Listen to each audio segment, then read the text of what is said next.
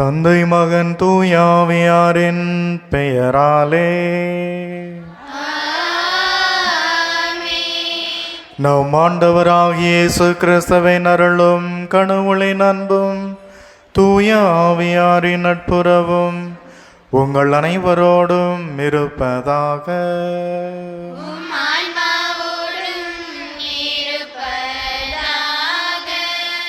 இயேசுவில் நல்லவர்களே, ஆண்டவருடைய அன்பு குழந்தைகளே, அப்படியே ஒரு நிமிடம் கண்களை மூடிக்கொள்வோம்.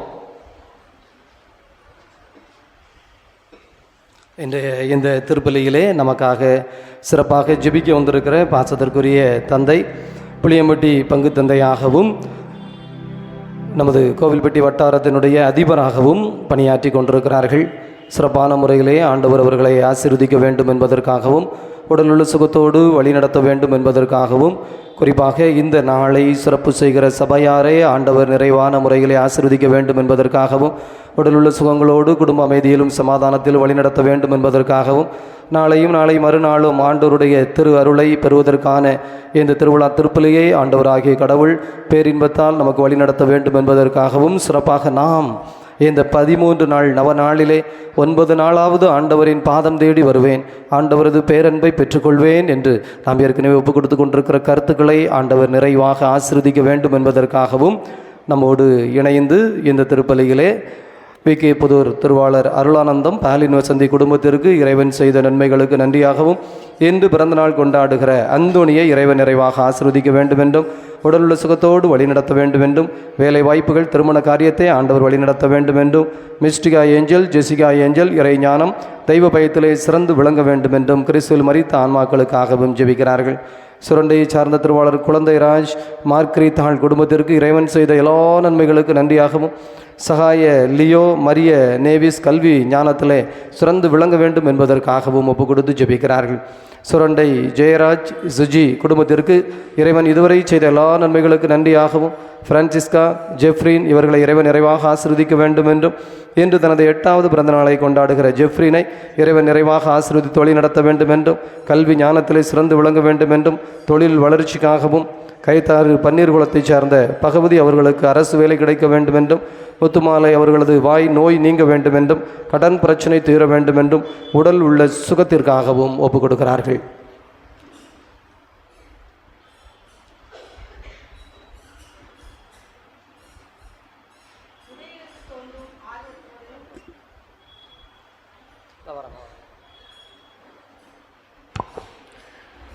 புதையலுக்கு தோண்டும் ஆர்வத்தோடு ஞானத்தை தோடு. நீதிமொழிகள் அதிகாரம் 2 இறை திருவசனங்கள் 4.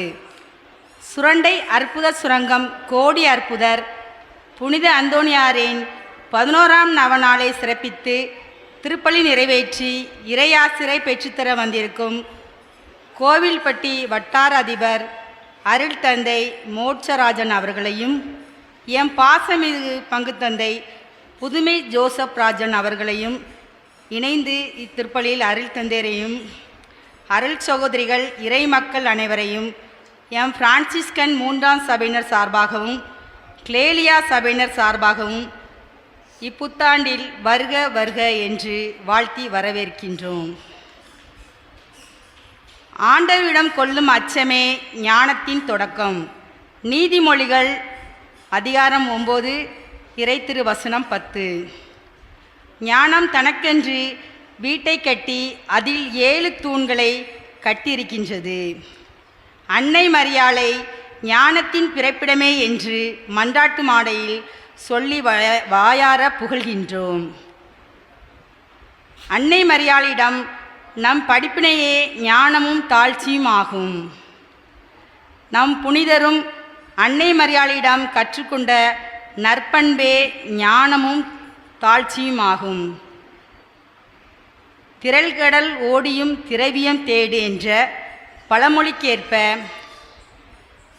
செல்வத்தையும் பொருளையும் அல்ல ஞானத்தை தேடவும், மண்ணை தோண்டி தண்ணீர் தேடும் அன்பு தங்கச்சி என்னை தேடி ஞானம் கண்டேன் இதுதான் என் கட்சி என்ற கவிஞனின் கூற்றுக்கிணங்க புதையலை ஆர்வத்தோடு ஆழமாக தேடுவது போல ஞானத்தை தேடவும் ஞானத்தின் பிறப்பிடமாகிய அன்னை மரியாளிடம் ஞானத்தையும் அவருடைய மேலான பண்பாகிய தாழ்ச்சியையும் நமக்கு கிடைக்க வரம் வேண்டி இக்கல்வாரி திருப்பலியில் தந்தையருடன் இணைந்து மன்றாடுவோம். இந்த திருப்பலியை தகுந்த முறையில் ஒப்பு கொடுக்க தடையாக இருக்கக்கூடிய நமது பாவங்கள் குற்றம் குறைகளை ஏற்று மனம் வருந்தி ஆண்டவரிடம் மன்னிப்பு வேண்டுவோம்.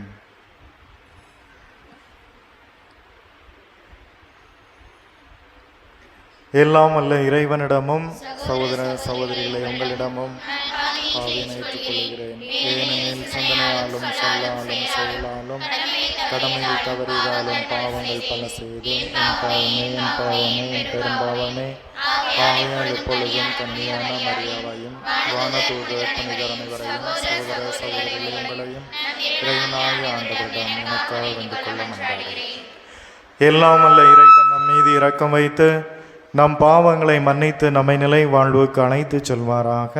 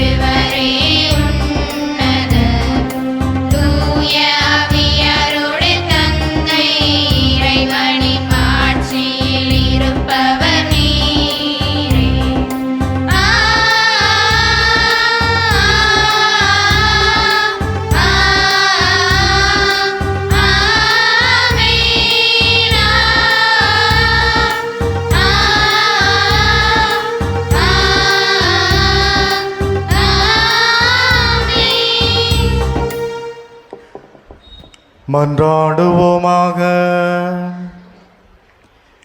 என்றென்றுமுள்ள எல்லாம் அல்ல இறைவா, புனித அந்தோணியாரை தலை சிறந்த போதகராகவும் எங்கள் தேவைகளில் பரிந்து பேசுபவராகவும் உமது மக்களாகிய எங்களுக்கு வழங்கியுள்ளீரே. அதனால் அவரது உதவியால் நாங்கள் கிறிஸ்தவ வாழ்வின் நெறிகளை கடைபிடிக்கவும் எங்களுக்கு நேரிடும் இன்னல்களிலெல்லாம் உமது உதவியை கண்டுணரவும் செய்வீராக. எங்கள் ஆண்டவர் கிறிஸ்து வழியாக உம்மை மன்றாடுகின்றோம்.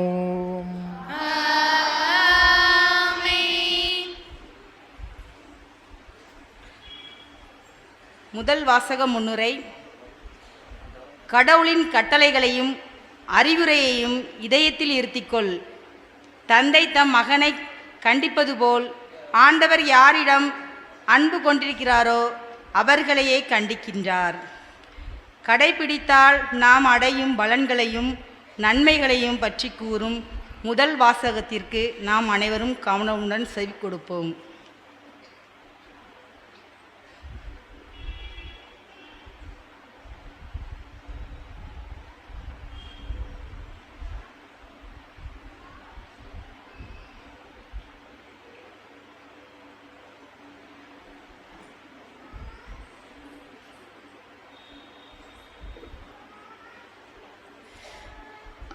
முதல் வாசகம். நீதிமொழிகள் நூலிலிருந்து வாசகம். அதிகாரம் 2, இறைத்திரு வசனங்கள் 1 தொடங்கி 13 வரை. பிள்ளாய், நீ ஞானத்திற்கு செவிசாய்த்து மெய்யறிவில் உன் மனதை செலுத்தி என் மொழிகளை ஏற்று என் கட்டளைகளை சிந்தையில் இருத்திக்கொள். ஆம், நீ உணர்வுக்காக வேண்டுதல் செய்து மெய்யறிவுக்காக உறக்கம் அன்றாடு. செல்வத்தை நாடுவது போல் ஞானத்தை நாடி புதையலுக்காக தோண்டும் ஆர்வத்தோடு அதை தேடு. அப்பொழுது ஆண்டவரிடம் கொள்ளும் அச்சம் இன்னதென்பதை உணர்ந்து கொள்வாய். கடவுளை அறியும் அறிவை பெறுவாய். ஏனெனில் ஞானத்தை அளிப்பவர் ஆண்டவரே, அறிவிற்கும் விவேகத்திற்கும் ஊற்றானவர் அவரே. நேர்மையாளருக்கு அவர் துணை செய்ய காத்திருக்கின்றார். மாசற்றோருக்கு கேடயமாய் இருக்கின்றார். நேர்மையாளரின் பாதைகளை அவர் பாதுகாக்கின்றார். தம் அடியாரின் வழிகளை காவல் செய்கின்றார். எனவே நீ நீதியையும் நியாயத்தையும் நேர்மையையும் நலமார்ந்த நெறிகளையும் அனைத்தையும் தெரிந்து கொள்வாய். ஞானம் உன் உள்ளத்தில் குடிபுகும். அறிவு உன் இதயத்திற்கு இன்பம் தரும். அப்பொழுது நுண்ணறிவு உனக்கு காவலாயிருக்கும். மெய்யறிவு உன்னை காத்துக்கொள்ளும். நீ தீய வழியில் செல்லாமலும் வஞ்சகம் பேசும் மனிதரிடம் அகப்படாமலும் இருக்கும்படி அது உன்னை காக்கும். நேர்மையான வழியை விட்டு விலகி இருளான பாதையில் நடப்போரின் கைக்கு உன்னை தப்புவிக்கும். இது ஆண்டவர் வழங்கும் அருள்வாக்கு.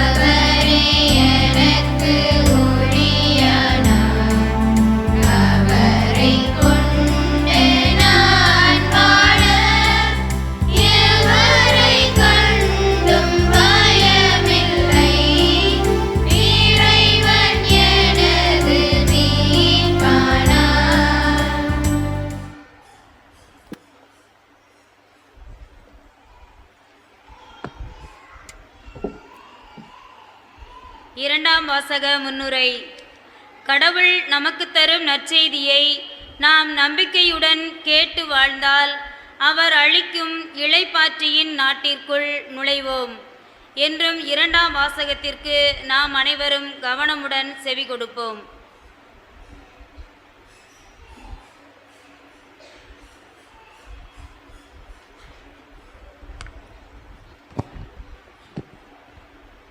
இரண்டாம் வாசகம். கடவுள் தரும் ஓய்வை பெறுகிறவர்கள் நம்பிக்கையுடன் இருக்கும் நாமே. எபிரேயருக்கு எழுதப்பட்ட திருமுகத்திலிருந்து வாசகம். அதிகாரம் 4, இறை வசனங்கள் 1 முதல் 5 மற்றும் 11. சகோதரர் சகோதரிகளே, கடவுள் தரும் ஓய்வை பெறுவது பற்றி அவர் அளித்த வாக்குறுதி இன்னும் நிலைத்திருப்பதால் உங்களுள் எவரேனும் அதை அடைய தவறிவிடக்கூடாது என எண்ணுகிறேன். இது குறித்து நாம் கவனமாய் இருப்போமாக. ஏனெனில் அவர்களுக்கு அறிவிக்கப்பட்டது போலவே நமக்கும் நற்செய்தி அறிவிக்கப்பட்டது. ஆயினும் அவர்கள் கேட்ட செய்தி அவர்களுக்கு பயனளிக்கவில்லை. ஏனெனில் கேட்டவர்கள் அச்செய்தியை நம்பிக்கையோடு கேட்கவில்லை. இந்த ஓய்வை பெறுகிறவர்கள் நம்பிக்கையுடன் இருக்கும் நாமே. இதை குறித்தே நான் சினமுற்று நான் அளிக்கும் இளைப்பாற்றியின் நாட்டிற்குள் நுழையவே மாட்டார்கள் என்று ஆணையிட்டு கூறினேன் என எடுத்துரைக்கப்பட்டுள்ளது. எனினும் உலகம் தோன்றிய காலத்திலேயே கடவுளுடைய வேலைகள் முடிந்துவிட்டன. ஏனெனில் மறைநூலில் ஓரிடத்தில் 7ஆம் நாள் பற்றி கடவுள் தாம் செய்த வேலைகள் அனைத்தையும் நிறைவு பெறச் செய்து 7ஆம் நாளில் ஓய்ந்திருந்தார் என்று கூறப்பட்டுள்ளது. மேலும் மேற்சொன்ன சொற்றொடரில் அவர்கள் நான் அளிக்கும் இளைப்பாற்றியின் நாட்டிற்குள் நுழையவே மாட்டார்கள் என்றிருக்கிறது. ஆதலால் கீழ்ப்படியாதவர்களின் மாதிரியை பின்பற்றி எவரும் வீழ்ச்சியுறாதவாறு அந்த ஓய்வை பெற முழு முயற்சி செய்வோமாக. இது ஆண்டவர் வழங்கும் அருள்வாக்கு.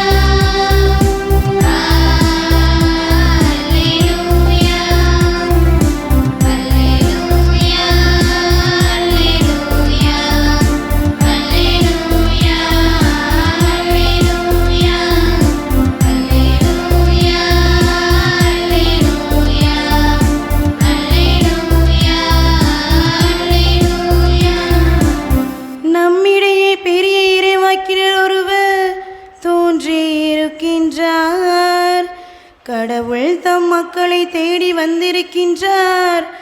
அல்லேலூயா.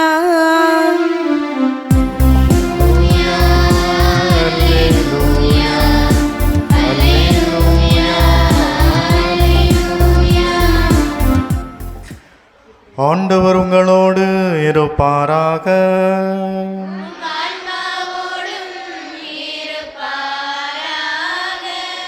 புனித யோவான் எழுதிய நற்செய்தியிலிருந்து வாசகம்.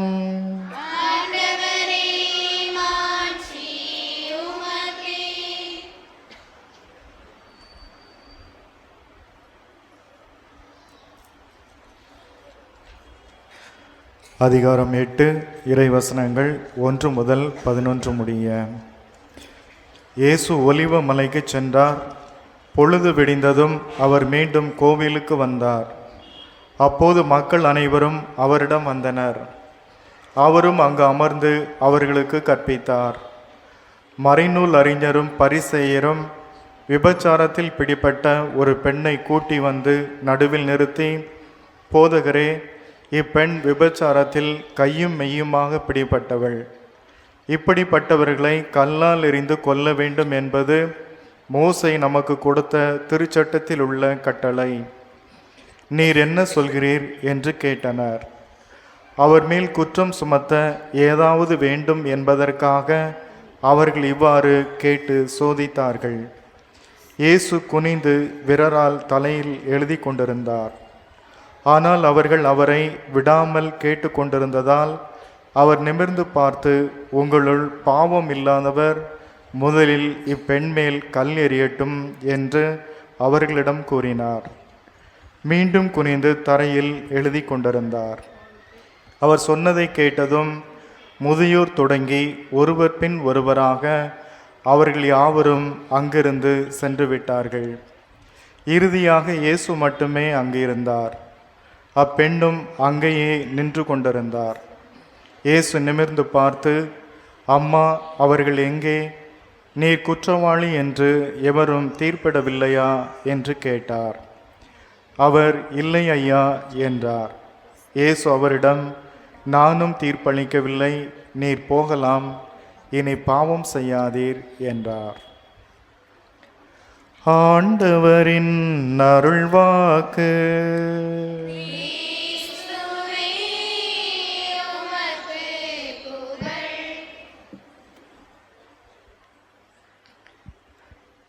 இயேசு கிறிஸ்துவில் பிரியமானவர்களே, உங்கள் அனைவருக்கும் நவநாள் வாழ்த்துக்களை தெரிவித்துக் கொள்கிறேன். இன்றைய நாளில் ஞானத்தை பற்றி சிந்திப்பதற்கு நாம் அழைக்கப்பட்டிருக்கிறோம். ஒரு புதையலை ஆர்வத்தோடு தோண்டி எடுப்பதை போல நாம் ஞானத்தை தேட வேண்டும் என்பதுதான் இன்றைய கருத்தாக இருக்கிறது. ஒரு நாள் ஒரு மனிதர் ஒரு சாலை ஓரமாக போய் கொண்டிருந்தார். அப்போ அங்கே ஒரு அழகிய மலர் தோட்டம் இருந்துச்சு. அந்த மலர்கள் மிகவும் அழகாக இருந்தது.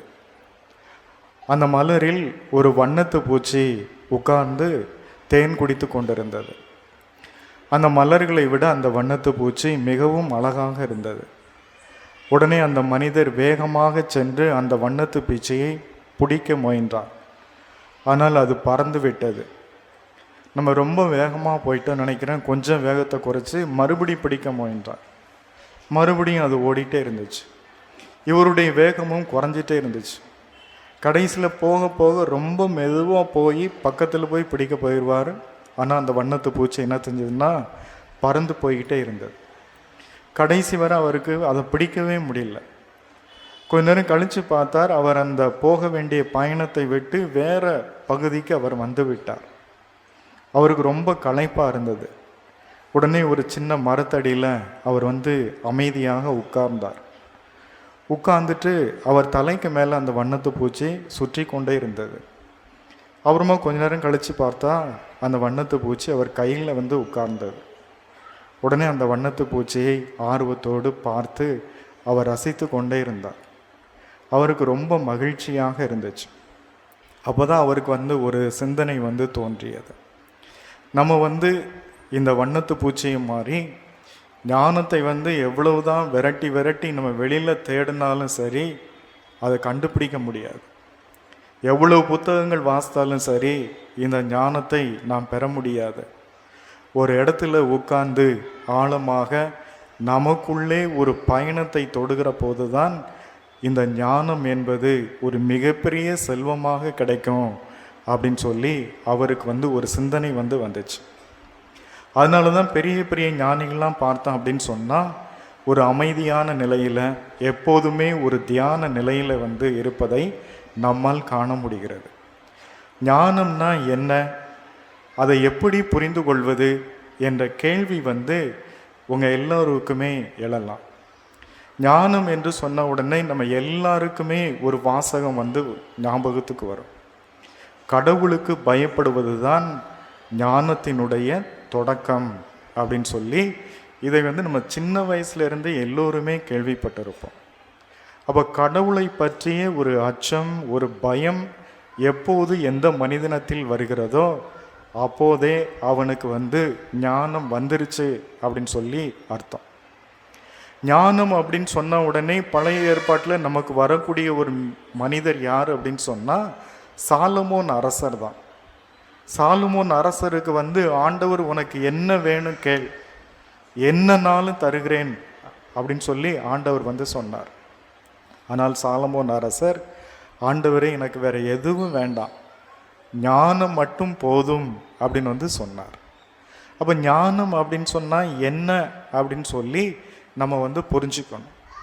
ஞானம் அப்படிங்கிறது ஒரு தெளிவான சிந்தனை உள்ளது, ஒரு தீர்க்கமான செயல்பாடுகளை கொண்டது, ஒரு சரியான துல்லியமான முடிவெடுக்கக்கூடியது. இதைத்தான் ஞானம் அப்படின்னு சொல்லிட்டு நம்ம ஒரு எளிமையாக புரிந்துக்கலாம். அப்போ சாலமோன் அரசரை பற்றி சொல்லுகிற போது எல்லோருமே சொல்லக்கூடிய ஒரு மிகச்சிறந்த கதை என்ன அப்படின்னு சொன்னால், ஒரு குழந்தை சாலமோன் அரசர்கிட்ட கொண்டு வராங்க. கொண்டு வந்துட்டு இந்த குழந்தைக்கு யார் உண்மையான தாய் அப்படின்னு தெரியல. 2 பெண்கள் இருக்கிறாங்க. 2 பெண்களும் இந்த குழந்தை என்னுடைய குழந்தை அப்படின்னு சொல்கிறாங்க. யாருடைய குழந்தை அப்படின்னு சொல்லி கண்டுபிடிக்க முடியல. உங்கள் ஞானத்தை வச்சு நீங்கள் கண்டுபிடிச்சு கொடுங்க அப்படின்னு சொல்கிறாங்க. உடனே சாலமோன் அரசர் என்ன சொல்கிறார் அப்படின்னு சொன்னால், இந்த குழந்தைய 2ஆக வெட்டி ஆளுக்கு பாதியாக கொடுத்துருங்க அப்படின்னு சொல்கிறார். உடனே ஒரு தாய் சரி வெட்டி கொடுங்க அப்படின்னு சொல்கிறாங்க. இன்னொரு தாய் வெட்டாதீங்க, அந்த குழந்தைய உயிரோடு அவங்ககிட்டையும் கொடுத்துருங்க அப்படின்னு இன்னொரு தாய் சொல்கிறாங்க. உடனே சாலமோன் அரசர் என்ன சொல்கிறாருன்னா, யார் அந்த குழந்தையை வெட்ட வேண்டாம் அப்படின்னு சொன்னாங்களோ அவங்க தான் அந்த குழந்தையினுடைய உண்மையான தாய் அப்படின்னு சொல்லிட்டு குழந்தைய அவங்களுக்கே கொடுங்க அப்படின்னு சொல்கிறாங்க. அப்போ ஞானம் அப்படிங்கிறது ஒரு தெளிவான சிந்தனை, ஒரு பகுப்பாய்வாற்றல், ஒரு தீர்க்கமான முடிவெடுக்கக்கூடிய ஒரு திறன், ஒரு தீர்க்கமான செயல்பாடு உள்ளது தான் ஞானம் அப்படிங்கிறதை நாம் அறிந்து கொள்ளுகிறோம். இன்னைக்கு முதல் வாசகத்தில் பார்த்தோம், நீதிமொழிகள் புத்தகத்தில் ஞானத்தை பற்றி அதிகமாக சொல்லப்பட்டிருக்கிறது. ஞானம் ஒரு மிகச்சிறந்த கொடை, ஒரு பரிசு அப்படிங்கிறது எல்லோருக்குமே தெரியும். ஆனால் அந்த ஞானம்தான் ஆண்டவர் இயேசு அப்படிங்கிறது நிறைய பேருக்கு தெரியாது. இன்னைக்கு நம்ம பார்க்குறோம், நாம் மூவர் இறைவனை வணங்குகிறோம். தந்தை, மகன், தூய ஆவி. இந்த மூவர் இறைவனும் எப்போதும் சேர்ந்தே தான் இருக்கிறாங்க. ஆண்டவராகிய இயேசு ஒரு புதிய ஏற்பாட்டு கடவுள் மட்டுமல்ல, அவர் பழைய ஏற்பாட்டிலையும் இருக்கிறார். அப்போ ஆண்டவராகிய இயேசுவை எப்படி புரிந்து கொள்வது அப்படிங்கிறதை விவிலிய அறிஞர்கள் மிக தெளிவாக சொல்கிறாங்க. எங்கெல்லாம் ஞானம் தன்னை பற்றி சொல்கிறதோ அதுதான் ஆண்டவர் இயேசு அப்படின்னு சொல்லி மிக அழகாக விவிலிய அறிஞர்கள் சொல்கிறாங்க. நம்ம பார்க்குறோம், நீதிமொழிகள் புத்தகம் 8வது அதிகாரம் 22வது வசனத்திலிருந்து நாம் பார்க்குறோம். ஆண்டவர் தம் படைப்பின் தொடக்கத்திலேயே பழங்காலத்தில் எதையும் படைக்கும் முன்னரே என்னை படைத்தார் அப்படின்னு சொல்லி ஞானம் தன்னை பற்றி சொல்கிறது. அதுக்கடுத்து தொடர்ந்து வாசித்தோம் அப்படின்னு சொன்னால், தொடக்கத்தில் பூவுலகு உண்டாக முன்னே நானே முதலில் நிலைநிறுத்த பெற்றேன். கடல்களே இல்லாத காலத்தில் நான் பிறந்தேன். பொங்கி வெளியும் ஊற்றுகளும் அப்போது இல்லை. மலைகள் நிலைநாட்டப்படும் முன்னே, குன்றுகள் உண்டாக முன்னே நான் பிறந்தேன். ஆண்டவர் பூவுலகை பரந்த வெளியையும் உண்டாக்கும் முன்னே, உலகில் முதல் மண் துகளை உண்டாக்கும் முன்னே நான் பிறந்தேன் அப்படின்னு சொல்லி ஞானம் தன்னை பற்றி சொல்கிறது. ஞானம் ஒரு மிக சிறந்த கொடை. அதை கடவுள் எல்லாருக்கும் கொடுக்கிறார். ஆனால் அந்த ஞானம்தான் ஆண்டவராகிய இயேசு கிறிஸ்து அப்படின்னு சொல்லி விவிலிய அறிஞர்கள் சொல்கிறாங்க. அப்போ இது போன்று விவிலியத்தில் எங்கெல்லாம் ஞானம் தன்னை பற்றி சொல்கிறதோ அவர் தான் ஆண்டவர் இயேசு. ஆண்டவர் உருவாக்கும் முன்பு, இந்த உலகத்தை படைக்கும் முன்பு ஞானம் அவர் கூட இருந்துச்சு. அவர் தான் ஆண்டவர் இயேசு அப்படின்னு சொல்லி மிக அழகாக விவிலிய அறிஞர்கள் கூறுவதை நாம் பார்க்க முடிகிறது. அப்போ ஆண்டவர் யாரு, ஆண்டவராக இயேசு கிறிஸ்து யார் அப்படின்னு சொன்னால், ஞானத்தோட மனித வடிவம்தான் ஆண்டவர் இயேசு அப்படிங்கிறதை விவிலியத்திலிருந்து நாம் புரிந்து கொள்கிறோம். அப்போ இப்படிப்பட்ட ஞானத்தை நாம் எப்படி கண்டுபிடிக்கணும் அப்படின்னு சொன்னால், விவிலியத்திலிருந்து அழகாக கண்டுபிடிக்க முடியலாம். ஞானமும் ஆண்டவர் இயேசும் ஒன்று தான். இந்த ஞானம் படைக்கப்படவில்லை, உண்டாக்கப்படவில்லை. இது ஆண்டவர் கூட இருக்கிறது. அவர் தான் ஆண்டவராகிய இயேசு கிறிஸ்து. அப்போ எந்த ஒரு மனிதன் ஆண்டவர் இயேசுவை சரியாக புரிந்து கொள்கிறானோ அவன்தான் மிகப்பெரிய ஞானி அப்படிங்கிறத விவிலியத்திலிருந்து நாம் அறிந்து கொள்ளலாம். அப்போ ஆண்டவர் இயேசுவை எப்படி அறிந்து கொள்வது? விவிலியத்தில் நாம் பார்க்குறோம், ஆண்டவர் இயேசுவை பற்றி நிறைய பேர் எழுதியிருக்கிறாங்க, அவரை பற்றி சொல்லி இருக்கிறாங்க, அவருடைய போதனைகளை எடுத்துரைத்திருக்கிறார்கள். அதிலிருந்து நாம் அறிந்து கொள்ளலாம். நாம் பார்க்குறோம், ஆண்டவர் இயேசு எப்போதுமே ஒரு மிகச்சிறந்த பகுத்தறிவு உள்ள ஒரு மனிதராக இருந்தார். எல்லாவற்றையும் கேள்விக்குட்படுத்தினார். அவர் ஒரு யூத மதத்தை சார்ந்தவர் தான். ஒரு மதம் சொல்கிறது அப்படிங்கிறதுக்காக அவர் எதையுமே ஏற்றுக்கொள்ளவில்லை. எது சரி, எது தவறு, எதை பின்பற்ற வேண்டும், எதை போதிக்க வேண்டும் அப்படிங்கிறதுல ஆண்டவர் இயேசு மிக தெளிவாக இருந்தார். விவிலியத்தில் நம்ம பார்க்குறோம், ஒருத்தர் ஏழையாக பிறந்தார் அப்படின்னு சொன்னால் அது கடவுளுடைய ஒரு மிகப்பெரிய சாபமாக கருதப்பட்டது. ஆனால் ஆண்டவர் இயேசு சொன்னார், ஒருத்தர் ஏழையாக பிறந்தார் அப்படின்னு சொன்னால் அது கடவுளுடைய சாபம் கிடையாது. அவங்க உண்மையிலேயே பேறு பெற்றவர்கள், அவர்கள் இன்னும் வளர்வார்கள் அப்படிங்கிற ஒரு நம்பிக்கையை ஏழைகளுக்கு விதைத்தார். இது அந்த யூத மதத்திற்கு ஒரு முற்றிலும் முரணான கருத்து போல தென்பட்டது. யாராவது ஒருத்தர் நோயாக இருந்தாங்க அப்படின்னு சொன்னால் ஒன்று இவன் பாவம் பண்ணியிருக்கணும், அப்படி இல்லை அப்படின்னு சொன்னால் இவங்க பெற்றோர்கள் பாவம் பண்ணியிருக்கணும், அப்படி இல்லைன்னு சொன்னால் அவங்க முன்னோர்கள் பாவம் பண்ணியிருக்கணும், அதனால தான் இவன் நோயாக கிடக்கிறான் அப்படின்னு அந்த யூத மதம் சித்தரித்தது. ஆனால் ஆண்டவர் இயேசு நோயாளிகளை அவர் கடவுளை போல பார்த்தார். நோயாளிகள் யாராவது ஒருத்தருக்கு தொழுநோய் வந்துடுச்சு அப்படின்னு சொன்னால் ஊரை விட்டு விலைக்கு வச்சுருவாங்க. யாரும் அவங்கள பார்க்க முடியாது, பேச முடியாது. ஊருக்குள்ளே வரணும்னு சொன்னால் தொழுநோயாளி வாரேன் அப்படின்னு சொல்லி கத்திட்டே வரணும். அவங்களுடைய கதறலை கேட்டு எல்லோரும் கதவுகளை மூடிக்கொண்டு உள்ளே போயிடுவாங்க வீட்டுக்குள்ள. ஆனால் ஆண்டவர் இயேசு மட்டும்தான் அப்படிப்பட்ட தொழுநோயாளர்கள் இருக்கக்கூடிய இடம் தேடி போனார். அவர்களை பார்த்தார், அவர்களோடு பேசினார், அவர்களை தொட்டார், அவரை குணமாக்கினார். இதுவும் யூத சமூகத்தில் ஒரு மிகப்பெரிய ஒரு மாற்றத்தை ஏற்படுத்தியது அப்படின்னு பார்க்குறோம். அது மட்டுமல்ல, சிறையில் இருக்கிறவங்க எல்லாரும் தப்பு பண்ணியிருக்கிறாங்க, அவங்க தண்டனை கிடைக்கணும் அப்படின்னு சொல்லி அந்த சமூகம் நினைத்தது.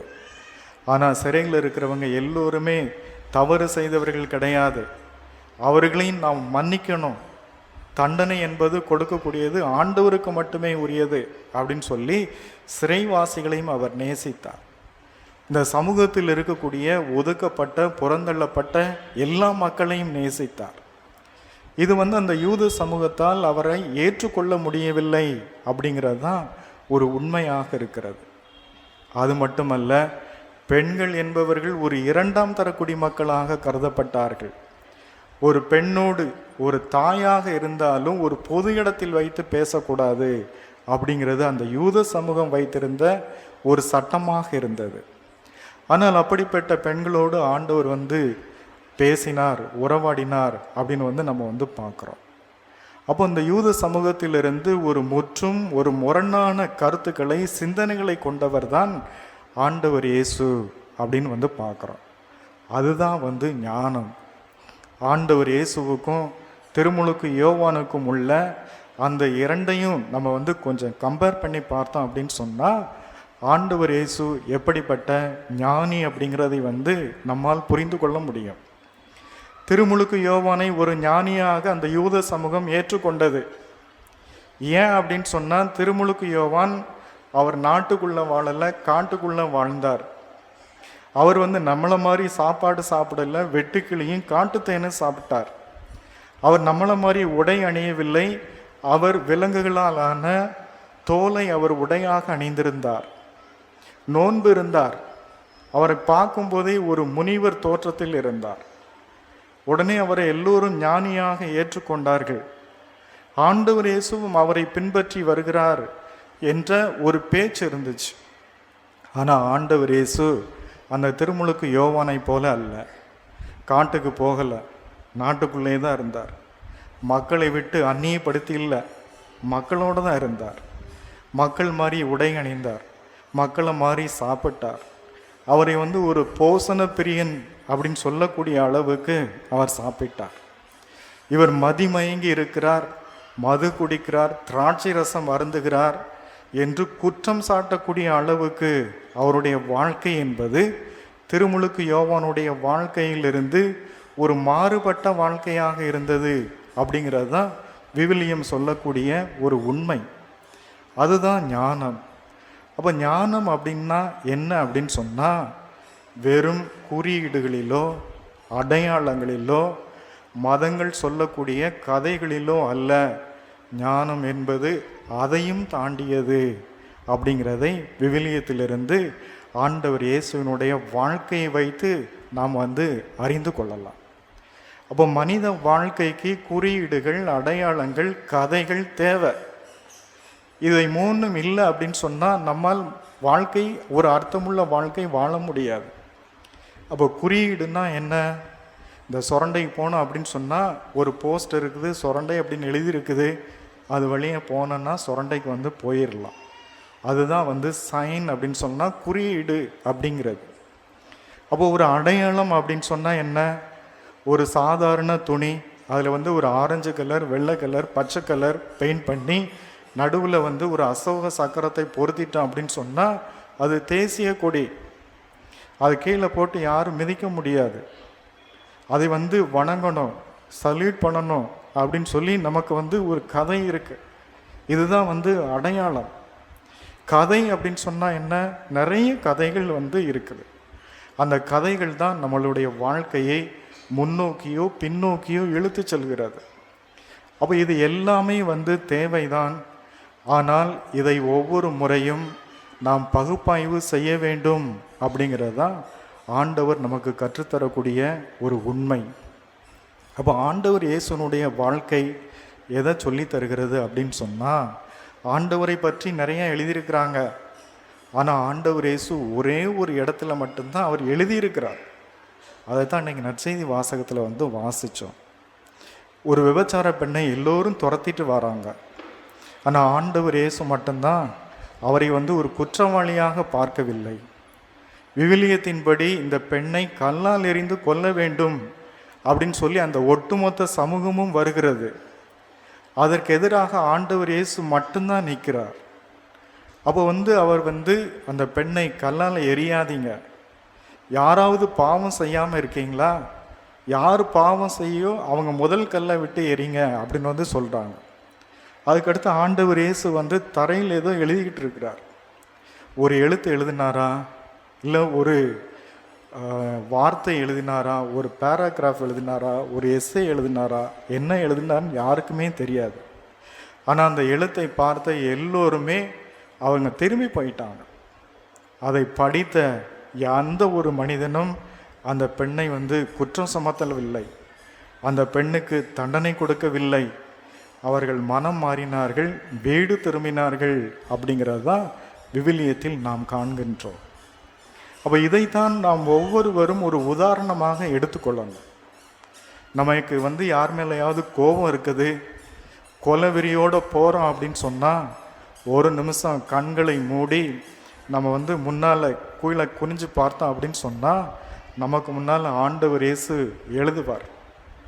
அதை நம்மளுடைய மூன்றாவது கண் கொண்டு பார்க்க கற்றுக்கொள்ளணும். ஆண்டவர் இயேசு என்ன எழுதுவார்?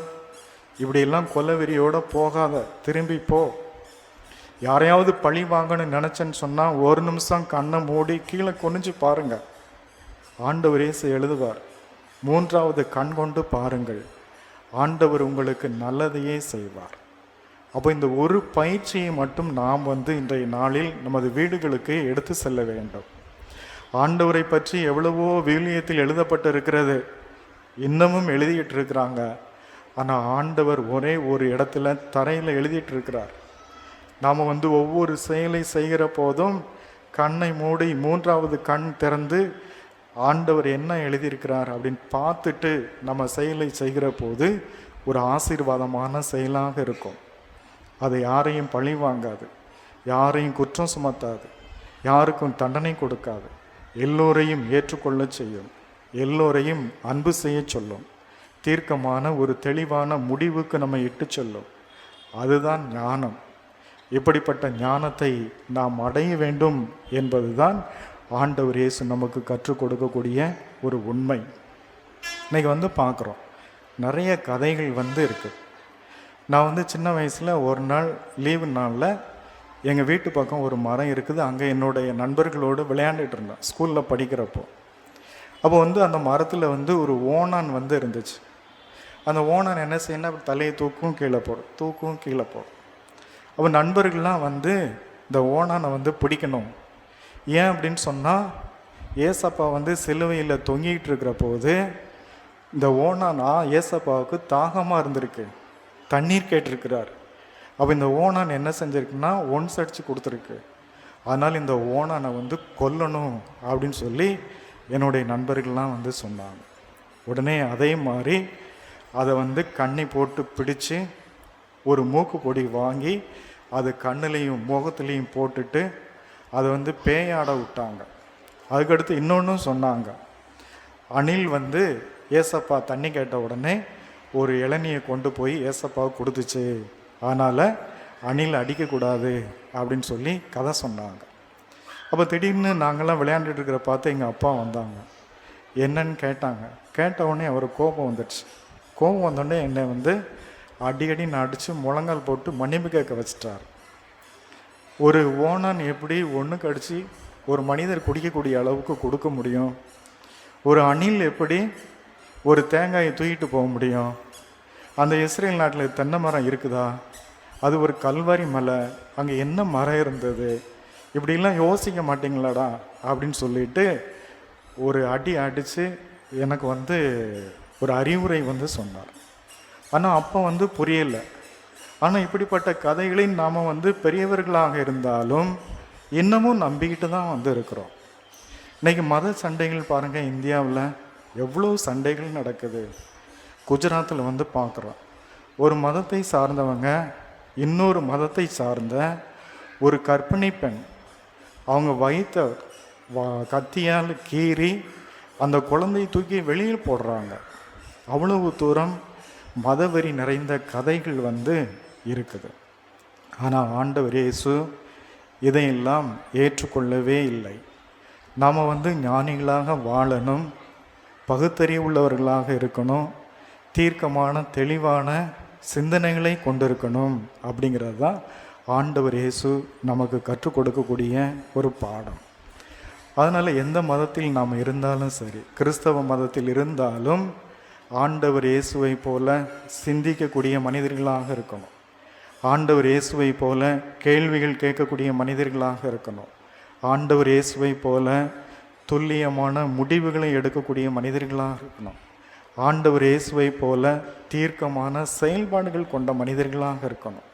எல்லாவற்றையும் மாற்று சிந்தனையோடு நாம் அணுக கற்றுக்கொள்கிற போது தான் அந்த ஞானம் என்பது நமக்கு கிடைக்கக்கூடிய ஒரு மிகப்பெரிய பரிசாக இருக்கும். அப்படிங்கிறது தான் இன்றைக்கி வாசகங்கள் நமக்கு எடுத்து சொல்லுகிறது. ஒரு நாள் ஒரு கோவிலில் நிறைய பேர் நின்றுட்டு இருந்தாங்க. அந்த கோவிலில் இருக்கக்கூடிய ஒரு குருவானவர் என்ன செஞ்சார் அப்படின்னு சொன்னால், ஒரு விளக்கை ஏற்றினார். தீப்பெட்டியை எடுத்து விளக்கை ஏற்றிட்டு அந்த தீக்குச்சியை தூர போட்டார். அங்கிருந்த மக்கள் எல்லோருமே விளக்கை தொட்டு கண்ணில் வச்சு வணங்கினாங்க. அங்கே ஒரு வித்தியாசமான ஒரு மனிதர் இருந்தார். அவர் போய் அந்த விளக்கை போய் தொட்டு வணங்கலை, அந்த அணையக்கூடிய அந்த தீக்குச்சியை போய் தொட்டி வணங்கினார். வணங்கிட்டு இந்த விளக்கு இன்னைக்கு எரியுது அப்படின்னு சொன்னால் அதற்கு இந்த தீக்குச்சி தான் காரணம் அப்படின்னு சொல்லிட்டு அதை போய் வணங்கினார். அவர் எல்லோருமே ஒரு வித ஏளனத்தோடு பார்த்தாங்க. ஆனால் அப்படி மாற்றி யோசிக்க கற்றுக்கொள்ளக்கூடிய மனிதர்களாக நாம் மாறுகிற போது தான் இந்த ஞானம் என்பது நாம் அடையக்கூடிய ஒரு மிகப்பெரிய பரிசாக இருக்கும். அதனால் ஞானம் என்பது வேறு எதுவும் அல்ல, அவர் ஆண்டவர் இயேசு என்பதை உணர்ந்த மனிதர்களாக சிந்திக்கக்கூடிய, செயல்படக்கூடிய, மாற்றி யோசிக்கக்கூடிய நல்ல கிறிஸ்தவர்களாக வாழ கற்றுக்கொள்வோம். ஆமென்.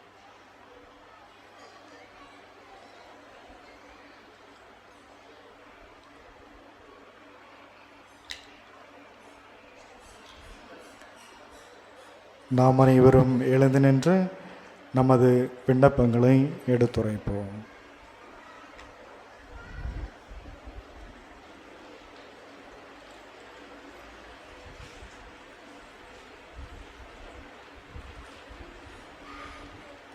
மீட்பளிக்கும் எம் இறைவா, உம் திரு அவையை வழிநடத்தி வரும் எங்கள் திருத்தந்தை, ஆயர்கள், துறவரத்தார் அனைவருக்கும் உமக்கு உகந்த புனித வாழ்வு வாழவும், மக்கள் அனைவருக்கும் மீட்பின் கருவிகளாக திகழவும் அருள் புரிய வேண்டுமென்று இறைவா உம்மை மன்றாடுகிறோம்.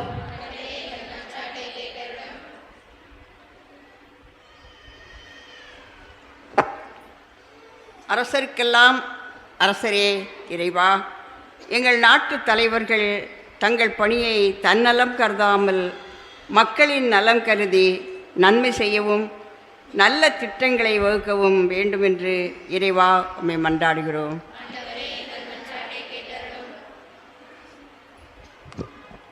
ஞானத்தின் பிறப்பிடமே இறைவா, உமது பிள்ளைகளாகிய நாங்கள் எமது தேவைகளில் முதன்மையான தேவை நீரே என்று உணர்ந்து நாங்கள் ஞானத்திலும் தெய்வ பயத்திலும் நாளுக்கு நாள் வளர வரமருள வேண்டுமென்று இறைவா உம்மை மன்றாடுகின்றோம்.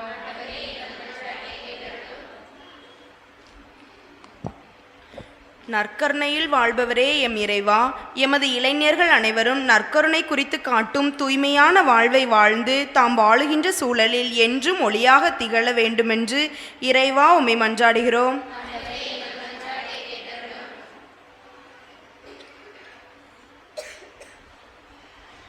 அன்பு இறைவா, நீர் படைத்த மகன் நிறைந்த இவ்வுலகில் இயற்கை செல்வங்களை தலைமுறையிற்கும் விட்டு கொடுத்து உதவவும் இயற்கை வாயும் வளர்ந்த பாதுகாப்புடன் வைத்து கொள்ள நல் ஞானத்தை கொடுத்தருள இறைவா உம்மை மன்றாடுகிறோம்.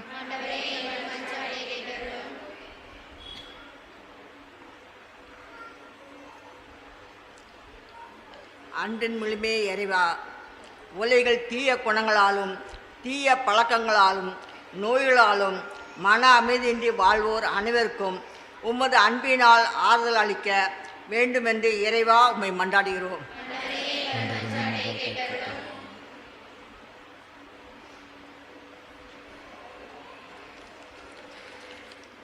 நீதியின் இறைவா, எங்கள் சமுதாயத்தில் நிலவும் ஜாதி சமய இன பாகுபாடுகளை களைந்து நாங்கள் அனைவரும் இறைமகன் இயேசுவின் மதிப்பீடுகளை எமது வளர்வாக்கி எல்லாரையும் சமமாக நடத்த தேவையான ஞானத்தையும் தந்தரல வேண்டுமென்று இறைவா உம்மை மன்றாடுகின்றோம். வழிநடத்தும் இறைவா, எங்கள் பங்கையும் எங்கள் பாசமிகு பங்கு தந்தையையும் திருப்பலி நிறைவேற்றும் கோயில்பட்டி வட்டார அதிபர் அருட்தந்தை மோட்சராஜன் அவர்களுக்கும் உடல் உள்ள சுகம் தந்து அவர் எடுக்கும் ஞான முயற்சிகளில் இறை பிரசனம் உடனிருந்து வழிநடத்த எம் புனிதர் வழியாக இறைவா உம்மை மன்றாடுகிறோம். நமது தனிப்பட்ட தேவைகளுக்காக இறைவனிடம் மௌனமாக மன்றாடுவோம். அன்பு தந்தை இறைவா, அந்த நல்ல நாளை தந்தமைக்காக நன்றி கூறுகிறோம். இந்த நாளிலே இந்த ஆலயத்தில் நாங்கள் அனைவரும் இணைந்து ஜெபிக்கின்றோம். எங்கள் ஒவ்வொருவரையும் நீர்தாமை நிறைவாக ஆசீர்வதியும். ஆண்டவரே, ஞானம் என்னும் மிகப்பெரிய கொடையை திருமுழுக்கு வழியாக எங்களுக்கு கொடுத்திருக்கிறீர். அதனால்தான் அந்த திருவருட்சாதனத்தை ஞானம் என்று சொல்லுகிறோம். அந்த ஞான ஸ்நானத்தில் ஞானம் என்ற தூய ஆவியை எங்களுக்கு கொடையாக கொடுத்திருக்கிறீர். பல நேரத்தில் அந்த கொடையை பயன்படுத்த முடியாத மனிதர்களாக நாங்கள் வாழ்ந்து கொண்டிருக்கிறோம். ஆண்டவரே, தூய ஆவி என்னும் ஞானமிக்க கொடையை எங்களுடைய வாழ்வில் பின்பற்றி இந்த சமூகத்தில் இருக்கக்கூடிய வேறுபாடுகள் ஏற்றத்தாழ்வுகளை நாங்கள் பார்க்காமல் திறந்த மனதோடு எல்லா மக்களையும் சமமாக பாவித்து அன்பு ஒன்றை முதன்மையான கட்டளை என்பதை புரிந்து கொண்டு அன்புமிக்க மனிதர்களாக வாழக்கூடிய அருள் வளங்களை எங்கள் ஒவ்வொருவருக்கும் நிறைவாக தர வேண்டுமென்று எங்கள் ஆண்டவர் கிறிஸ்து வழியாக உம்மை மன்றாடுகின்றோம்.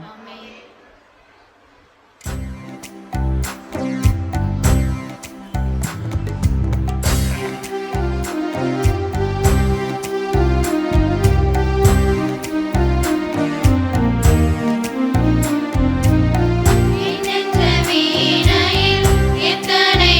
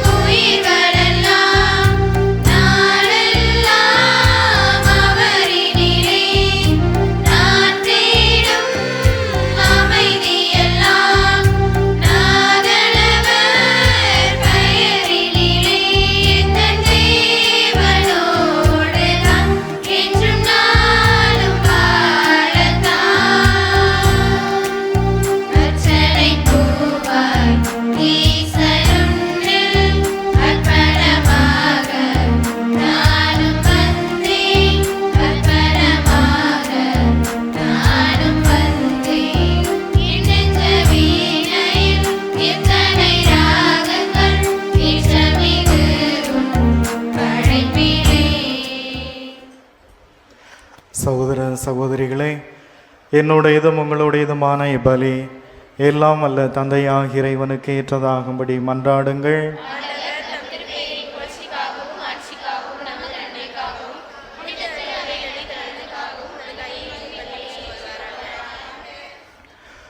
ஆண்டவரே, அந்தோணியார் எனமுது புனிதரின் நினைவு கொண்டாட்டத்தில் உமது திருப்பிடத்திற்கு நாங்கள் கொண்டு வருமே காணிக்கைகளை ஏற்றருள உம்மை வேண்டுகின்றோம்.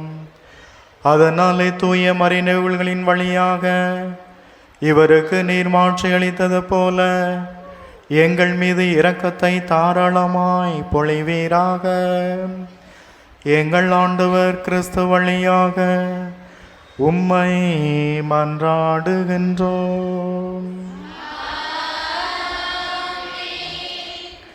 ஆண்டவர் உங்களோடு இருப்பாராக.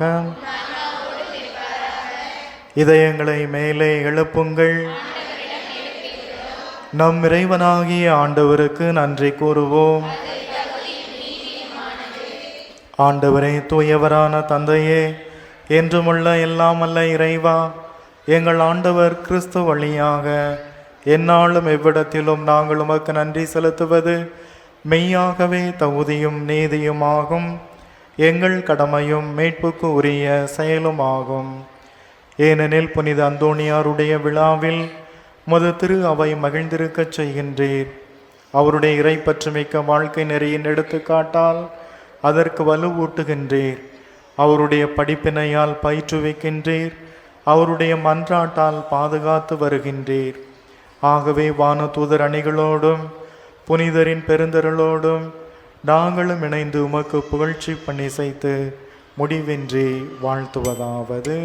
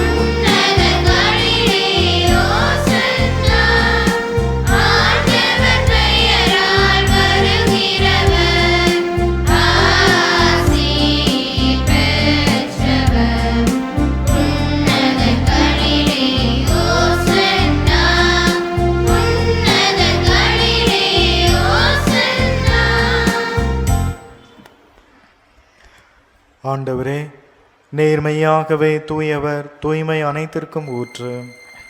ஆகவே உம்முடைய ஆவியை பொழிந்து இக்காணிக்கையை தூய்மைப்படுத்த உம்மை வேண்டுகின்றோம். இவ்வாறு எங்கள் ஆண்டவர் இயேசு கிறிஸ்துவின் உடலும் இரத்தமுமாக எங்களுக்கு இவை மாறுவதாக.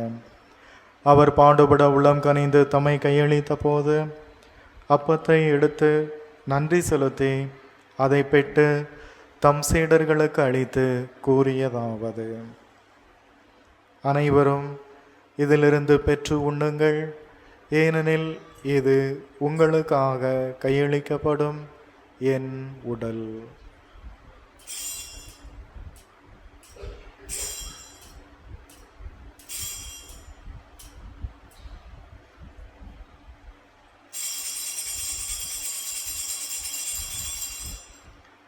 அவ்வண்ணமே இரவு விருந்தை அருந்திய பின் கிண்ணத்தையும் எடுத்து மீண்டும் அக்கு நன்றி கூறி தம் சீடர்களுக்கு அளித்து கூறியதாவது: அனைவரும் இதிலிருந்து பெற்று பருகுங்கள், ஏனெனில் இது புதிய நிலையான உடன்படிக்கைக்குரிய என் இரத்தத்தின் கிண்ணம். இது பாவ மன்னிப்புக்கென்று உங்களுக்காகவும் பலருக்காகவும் சிந்தப்படும். இதை என் நினைவாக செய்யுங்கள்.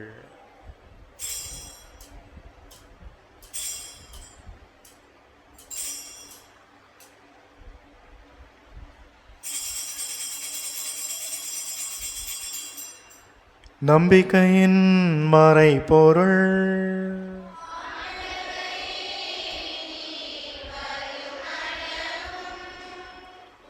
உமதே இறப்பினை அறிக்கையிடுகின்றோம். உமது உயிர்ப்பினையும் எடுத்துரைக்கின்றோம். ஆண்டவரே, நாங்கள் கிறிஸ்துவின் இறப்பினையும் உயிர்ப்பினையும் நினைவு கூர்ந்து வாழ்வு தரும் அப்பத்தையும் மீட்பளிக்கும் கிண்ணத்தையும் உமக்கு ஒப்பு கொடுக்கின்றோம். உமது திருமுன் என்று ஊழியம் புரிய தகுந்தவர்கள் என எங்களை ஏற்றுக்கொண்டீர். எனவே உமக்கு நன்றி செலுத்துகிறோம். மேலும் கிறிஸ்துவின் உடலிலும் இரத்தத்திலும் பங்கு கொள்ளும் எங்களை தூய ஆவியார் ஒன்று சேர்க்க வேண்டுமென உமை தாழ்மையோடு மன்றாடுகின்றோம். ஆண்டவரே, உலகெங்கும் பரவி இருக்கும் அது திரு அவையை நினைவு கூர்ந்தருளும். எங்கள் திருத்தந்தை பிரான்சிஸ், எங்கள் ஆயர் அந்தோணிசாமி ஆண்டகை, எல்லா திருநிலையினர் ஆகிய அனைவரோடும் மது திரு அவை அன்பில் நிறைவு பெற செய்தருளும். மேலும் உயிர்த்தெழும் எதிர்நோக்குடன் இறந்த அனைவரையும் உமது திருமுக ஒளியினுள் ஏற்றுக்கொள்ளும். எங்கள் அனைவர் மீதும் இரக்கமாயிரும். கடவுளின் கன்னித்தாயான புனித மரியா, அவருடைய கணவரான புனித யோசேப்பு, புனித திருத்தூதர்கள், இவ்வுலகில் உமக்கு உகந்தவராய் இருந்த புனிதர் அனைவருடனும் நாங்கள் நிலைவாழ்வில் பங்கு கொள்ளும் தகுதி பெற்று உம் திருமகன் இயேசு கிறிஸ்து வழியாக உம்மை புகழ்ந்தேத்தும் வரமருள உம்மை மன்றாடுகிறோம்.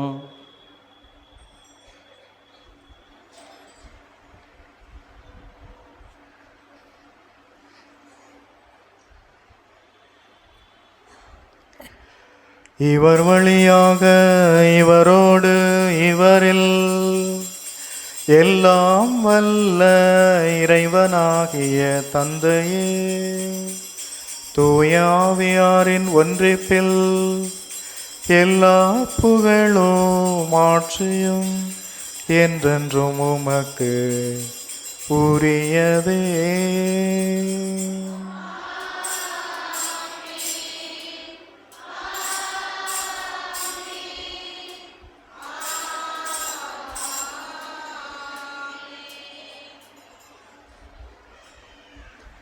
மீட்பரின் கட்டளையால் கற்பிக்கப்பட்டு இறை படைப்பினையால் பயிற்சி பெற்ற நாம் துணிந்து பாடுவோம்.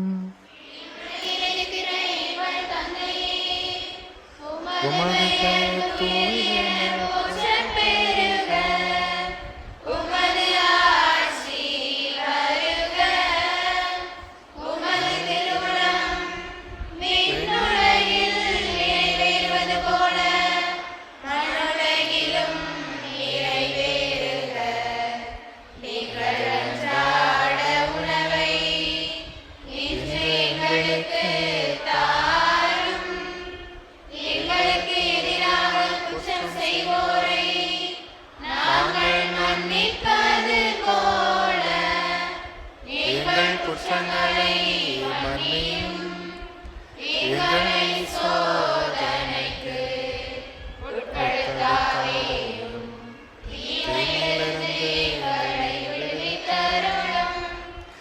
ஆண்டவரே, தீமை அனைத்திலும் இருந்தும் எங்களை விடுவித்து எங்கள் வாழ்நாளில் அமைதியை கனிவுடன் அருள உம்மை மன்றாடுகின்றோம்.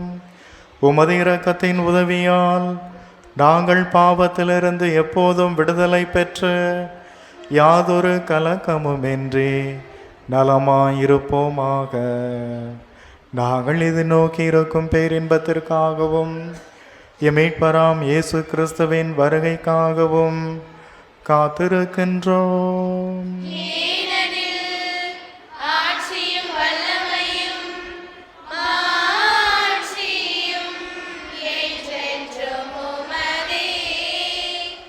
ஆண்டவராகிய கிறிஸ்துவே, அமைதியை உங்களுக்கு விட்டு செல்கிறேன், என் அமைதியையே உங்களுக்கு அளிக்கிறேன் என்று உமது திருத்தூதர்களுக்கு மொழிந்தீரேன். எங்கள் பாவங்களை பாராமல் உமது திரு அவையின் நம்பிக்கையை கண்ணோக்கி உமது திருவுளத்திற்கு ஏற்ப அமைதியும் ஒற்றுமையும் அளித்தருள்வீராக. என்றென்றும் வாழ்ந்து ஆட்சி செய்கின்றவர் நீரே.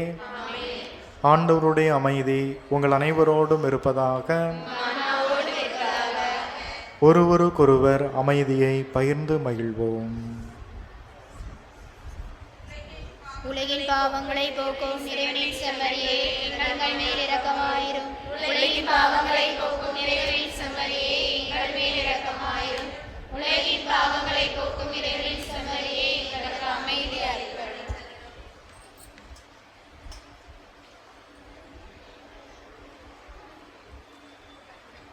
இதோ இறைவனின் செம்மறி, இவரே உலகின் பாவங்களை போக்குகின்றவர். இச்செம்மறியின் விருந்துக்கு அழைக்கப்பட்டிருக்கும் நாம் அனைவரும் பேறு பெற்றோர்.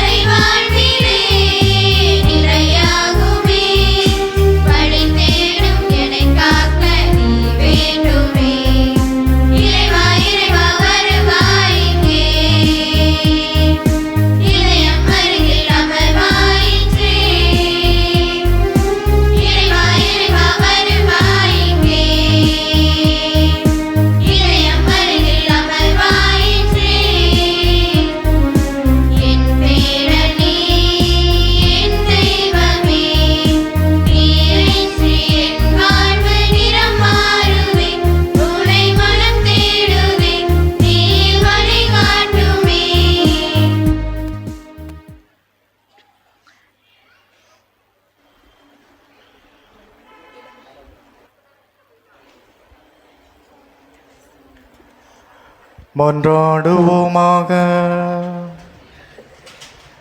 எல்லாம் வல்ல இறைவா, புனித அந்தோணியாரின் விழாவை கொண்டாடி விண்ணக விருந்தில் பங்கு பெற்ற அனைவரிடமும் விண்ணக ஆற்றல்களை உறுதிப்படுத்தி வளர்ப்பீராக. அதனால் நம்பிக்கையின் கொடையை நாங்கள் முழுமையாக பாதுகாத்து நீர் காட்டும் மீட்பின் பாதையில் நடப்போமாக. எங்கள் ஆண்டவர் கிறிஸ்து வழியாக உம்மை மன்றாடுகின்றோம்.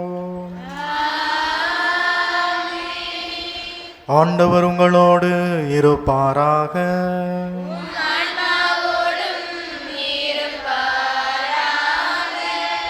எல்லாம் வல்ல இறைவன் தந்தை மகன் தூயாவியார் உங்களுக்கு ஆசி வழங்குவாராக. சென்று வாருங்கள், திருப்பலி நிறைவேறிற்று.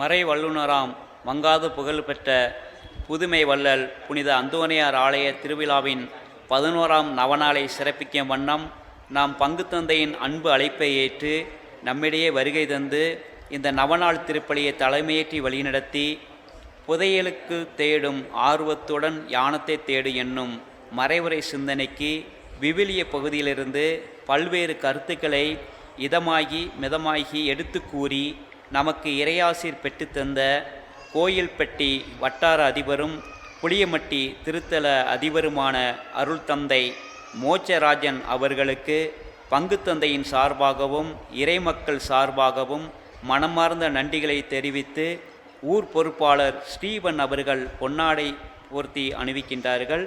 நாம் கரவெளி எழுப்பி நமது மகிழ்வை பகிர்ந்து கொள்வோம். புனிதரின் புகழ்பாடும் திருவிழாவின் இந்த 11ஆம் நவநாளை சிறப்பித்த பிரான்சிஸ்கன் 3ஆம் சபையினர் மற்றும் புனித கிலிலியா சபையினர் ஒவ்வொருவருக்கும் நமது மனமார்ந்த நன்றிகளை கரவொலி எழுப்பி தெரிவித்து மகிழ்வோம்.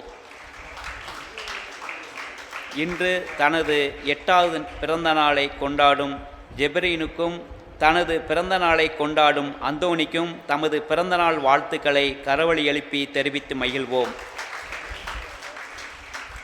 இப்பொழுது நற்கருணை ஆசீர் முடிந்தவுடன் இந்த பதுவை அரங்கத்தின் வலதுபுறம் வைத்து இறைமக்கள் அனைவருக்கும் இரவு உணவு வழங்கப்படுகின்றது.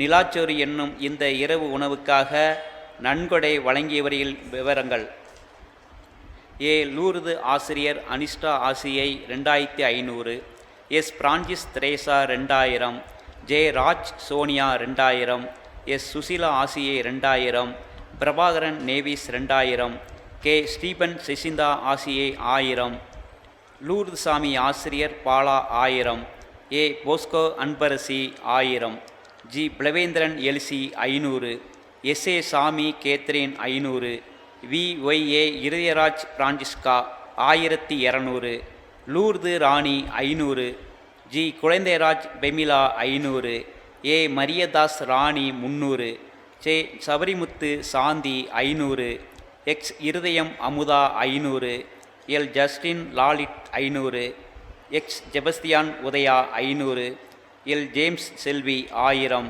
ஜி தேவ்ப்ளஸ் அனிட்டா 2000, எஸ் ரைமண்ட் கில்டிட்டா 2000. வரவு செலவு கணக்கு நாளை நோட்டீஸ் போர்டில் போடப்படும்.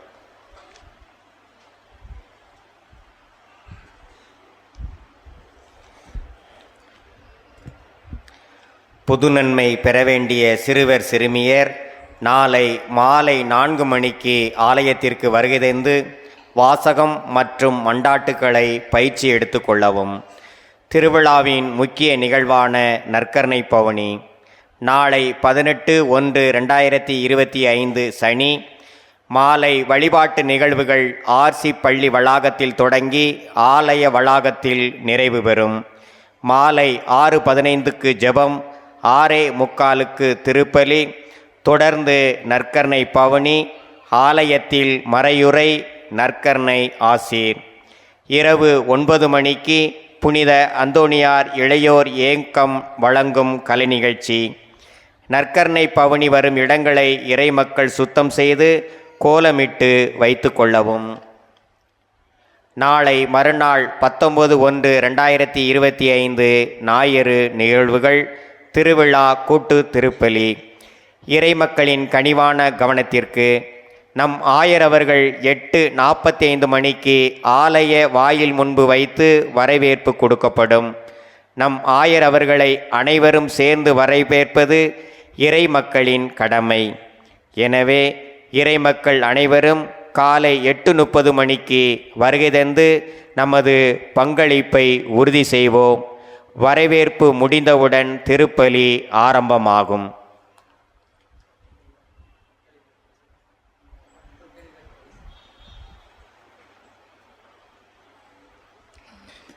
பிரியமானவர்களே, உங்கள் பங்கு தந்தை ஏதாவது ஒரு கேள்வி கேட்டு யாருக்காவது பரிசு கொடுக்கணும்னு சொல்லியிருக்கிறாங்க. சிம்பிளான கேள்வி தான். ஞானத்தோட மனித வடிவம் யார்? யாராவது?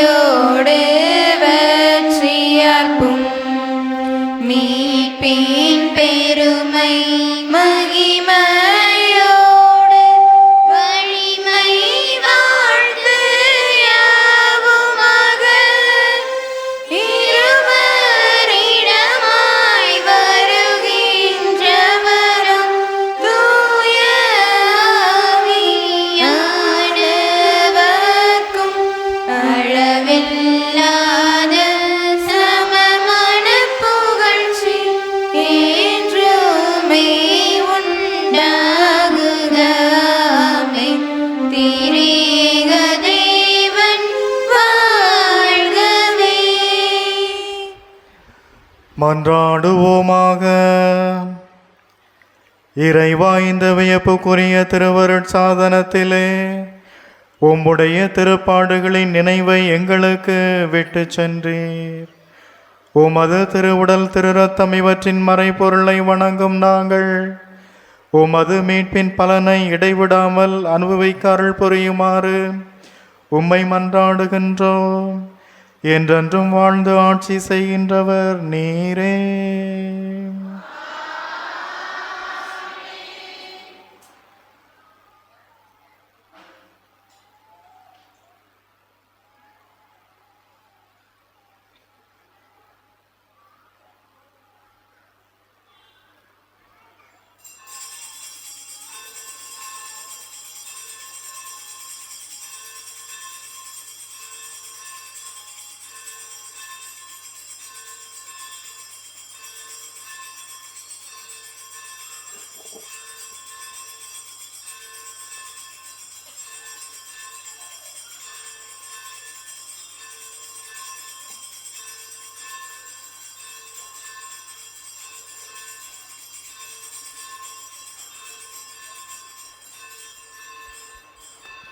நிலை